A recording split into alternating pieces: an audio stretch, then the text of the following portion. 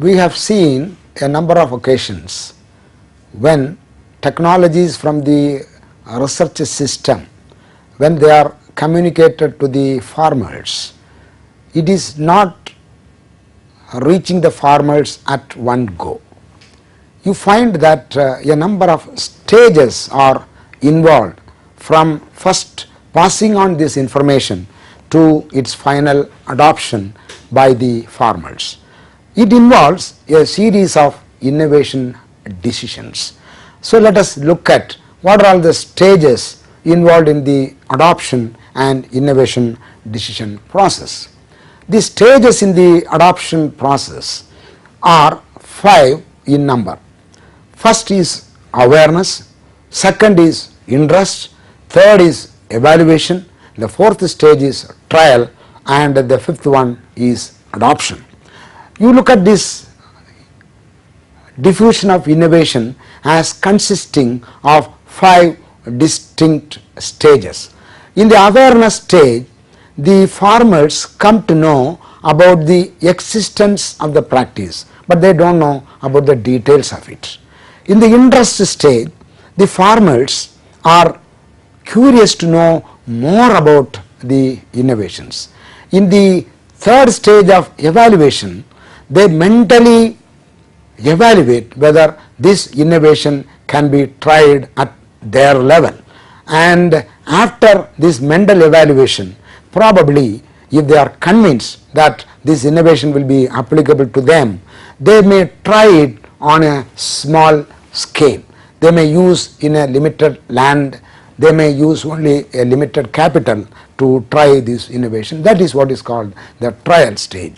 And when in the trial stage the farmer is getting positive feedback, positive response, he may or she may adopt the innovation on a larger scale. There is another model wherein in addition to these 5 elements, 2 more elements have been suggested by Singh and Parikh in the year 1965. The 2 additional elements are one need, and the second additional element is deliberation. In the need, we first understand that the farmers have both felt needs as well as unfelt needs. The farmer, to pass on from first knowledge to the final adoption of an innovation, must know what is his requirement. The farmer must have a need. Then only the farmer will be interested to know about an innovation. To tell an example, a rice grower may not be interested to know anything about coconut. The same way, a coconut grower may not be interested to know about anything related to rice, because for them the need is their respective crop.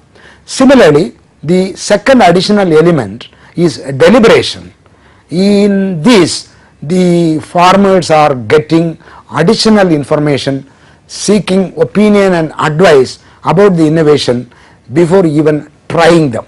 So in the 7 stage model, we have need, awareness, interest, deliberation, trial, evaluation, and adoption. We come to another important concept, namely innovation decision process. So far we have seen the adoption process, now it is innovation decision process. The distinction is that adoption can be with reference to any message. In the case of innovation decision, the message must be an innovation, it must be perceived as new by a farmer. Another reason as to why this innovation decision process as a model has been suggested is that not necessarily that the farmers will have to undergo all the 5 stages of adoption, starting from awareness, interest, evaluation, trial, and adoption. Some of the stages may be skipped. Therefore, the innovation decision process has been introduced as an additional concept. The innovation decision process is the process through which an individual passes from first knowledge of an innovation to forming an attitude towards that innovation, to a decision to adopt or reject, to implementation of the new idea, and finally to confirmation of this decision. And this has been very neatly presented in the KPDIC model. The KPDIC model consists of 5 important stages: knowledge, persuasion, decision, implementation and confirmation. What happens in the knowledge stage? And we all know that farmers will have selective exposure. They will not be exposed to every information, they will be selectively exposing to only information which is relevant to them. The perception of the farmers is also selective. They will be perceiving in their own way. It need not necessarily the same way as it has been perceived by either the researcher or the extension worker. There are 3 types of knowledge: awareness knowledge, how to knowledge and principles knowledge. Let us take the classic example of integrated pest management as one innovation. The awareness knowledge when it comes to integrated pest management is that the farmer comes to know that there is an integrated package of practices relating to management of insect pests and diseases. So he is just aware that there is a new technology available. In the how to knowledge, he gets more details, the skills that are required to practice the integrated pest management, how it can be physically managed, how it can be chemically managed, how it can be biologically managed. All those integral aspects of the integrated pest management are included in the how to knowledge. And the third one is the principles knowledge. Most often extension workers do not pass on information about the principles behind this knowledge to the farmers. Many times farmers are also not keen to know about the principles behind this new knowledge. What is this principle behind integrated pest management is that you need not indiscriminately use pesticides and chemicals to control insect pests and diseases, because there are integrated methods of management of these pests and diseases through biological, chemical, mechanical and such other integrated methods. So that is the principle behind this knowledge. In the persuasion stage, it is more a feeling aspect of the farmers. It is an affective component where it is a question of liking or disliking. The farmer is to be persuaded to like an innovation, and it is here the communication channels play a very important role.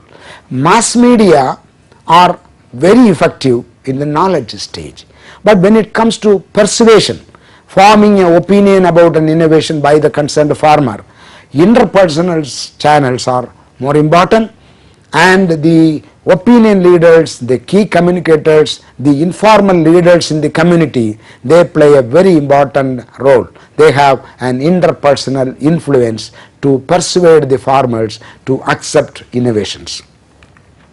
In the decision stage, the farmer has to take a final confirmative aspect of decision, wherein he will have to either go for a limited use of the innovation, which we call as a trial.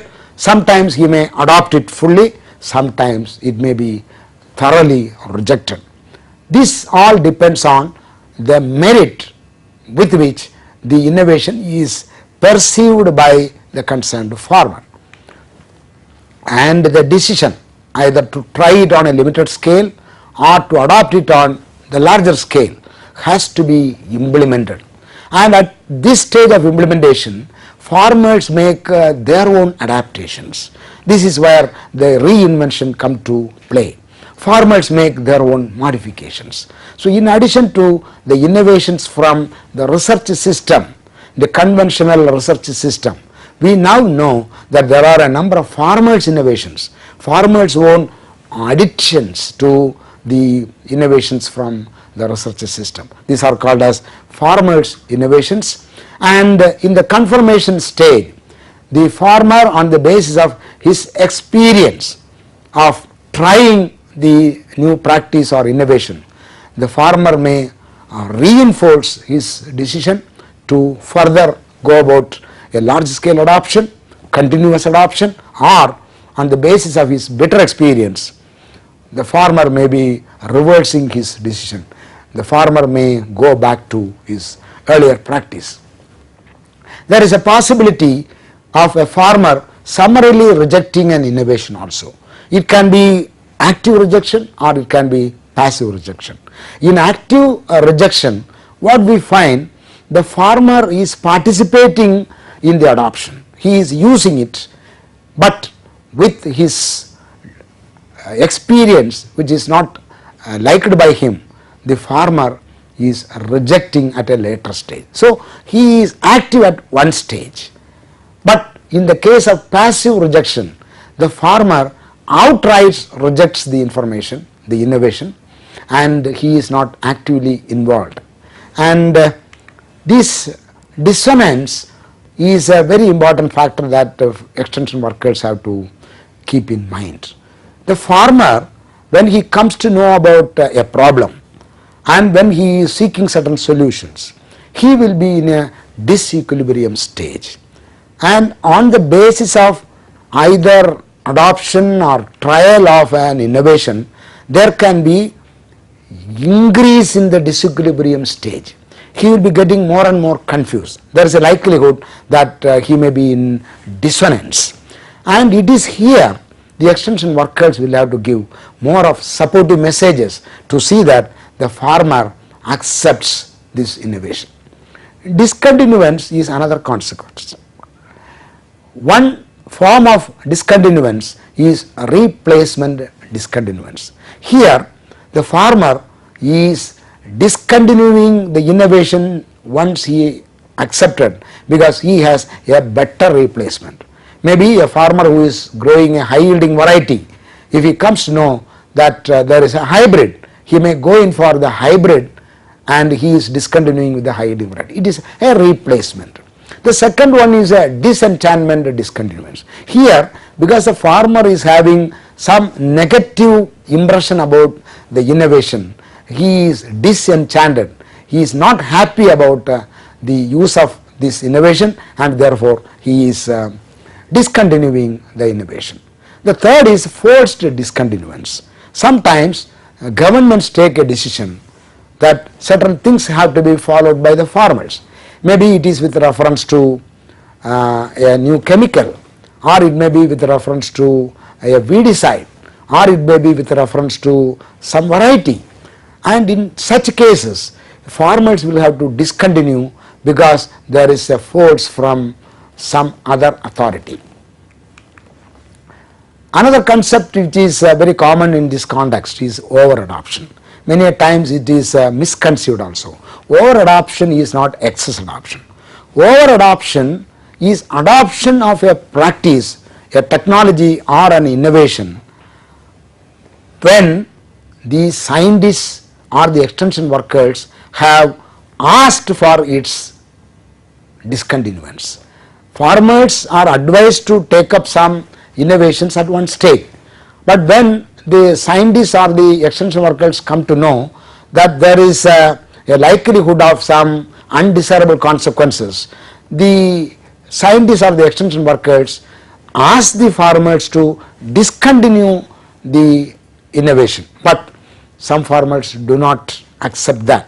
They continue with what they were doing. To tell an example of tube wells, there was a time when farmers were asked to tap as much of groundwater to irrigate their crops. So tube wells were recommended once, but when once the government came to know that there is an over exploitation of the groundwater, the government said that we must not go for indiscriminate boring of tube wells, but farmers do not adhere to that. Sometimes farmers even follow taking more and more of tube wells, and that is also an example of over adoption. There are certain pesticides like endosulfan which are banned by certain governments. After banning, even some farmers are adopting these innovations. innovation decision period is the time taken from the awareness knowledge to confirmation of an innovation. So it depends on the characteristics of the innovation. It is also depending upon the characteristics of the farmer and the social system. In some cases the time taken is very small. In some cases the innovations take more time. And the role of awareness knowledge and rate of adoption, this is some very important aspect to be kept in the view of extension workers. We want to reduce the innovation decision period. We want the innovations to be accepted and adopted at the quickest possible time, and that is the objective of extension systems. And it is here we are giving emphasis to the knowledge, persuasion, decision implementation and the confirmation stages. We want to enhance the speed of acceptance of innovations. So far we have seen the various aspects of the innovation decision process and the stages in the adoption process. Thank you. It is very interesting to find that when an innovation is